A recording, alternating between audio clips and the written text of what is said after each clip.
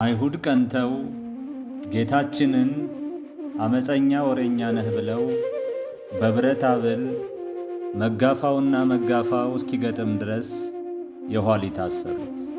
አሰረው ድኅሪተ እንዳለ ጉሮሮውን አንቀው ጎተቱት።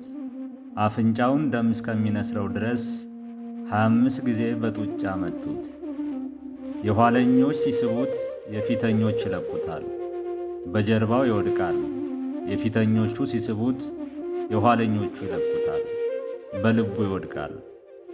እንዲህ እያደረጉ ከጌቴሰማኒ እስከ ሐና ቤት ድረስ 65 ጊዜ በምድር ላይ ጣሉት። በልቡ ሲወድቅ በኋላው የሚነዳ ፈረስ በቅሎ በጀርባው ላይ ይሄድበታል። በጀርባው ሲወድቅ በፊቱ የሚሄዱ አይሁድ ያ ክፉ የት ደረሰ አመለጠን ይሆን እያሉ በልቡ ላይ ይሄዱበታል።